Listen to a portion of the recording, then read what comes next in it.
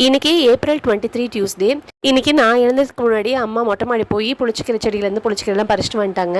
அம்மா ஸ்டைலில் எப்படி புளிச்சிக்கிற கடையில் செய்யறதுன்னு சொல்கிறவங்க கீரை நல்லா 2-3 டைம் வாஷ் பண்ணிவிட்டு ஈக்குவல் அளவுக்கு கத்திரிக்காயும் தக்காளியும் 2 கட் பண்ணிக்கோங்க. காரத்துக்கு ஒரு 4 பச்சை மிளகாய், கொஞ்சமாக தண்ணி ஆட் பண்ணி குக்கரில் ஒரு 3 விசில் விட்டு எடுத்திங்கன்னா வெந்துடும். இப்போ வெந்த புளிச்சக்கீரையை இப்போ இது ஒரு பாத்திரத்தில் வடிச்சு எடுத்துக்கோங்க. சின்ன வெங்காயம் நிறைய உரிச்சு ஆட் பண்ணணும். வெங்காயம் எந்த அளவுக்கு எக்ஸ்ட்ராவாக சேர்த்துறமோ டேஸ்ட் ரொம்பவே நல்லாயிருக்கும். உப்பு ஆட் பண்ணிவிட்டு இப்போ ஒரு பாத்திரத்தில் எண்ணெய், கடுகு, சின்ன வெங்காயம், வரமிளகா, கொஞ்சம் பெருங்காயத்தூள் ஆட் பண்ணி இறங்கினதுக்கு அப்புறமா வடிச்சு வச்ச கீரையோட ஆட் பண்ணி நல்லா மத்து போட்டு கடைஞ்சிங்கன்னா சூப்பரான டேஸ்டியான புளிச்சக்கீரை கடையில் ரெடி ஆயிடுச்சு. காலையில் நாங்கள் தோசை கொத்தமல்லி சட்னி சாப்பிட்டுட்டோம். மத்தியானம் தான் ஒயிட் ரைஸ் வச்சு சாப்பிட்டோம். அண்ணா நைட்டே பாதாம் பிசல் ஊற வச்சான். இது கூடவே கொஞ்சம் நன்னாரி சர்பத்து, எலுமிச்சை பழமும் புரிஞ்சு சூப்பரான ஜூஸ் போட்டு மதியத்துக்கு மேலே குடிச்சாச்சு. நீங்களும் கண்டிப்பாக பாதாம் பிசல் எடுத்துக்கோங்க. உடம்பு சூட்டை சூப்பராக தணிக்கும் அப்படின்னு சொல்கிறாங்க. கண்டிப்பாக ட்ரை பண்ணிப்பாங்க. செம்ம டேஸ்ட்டாக இருந்துச்சு.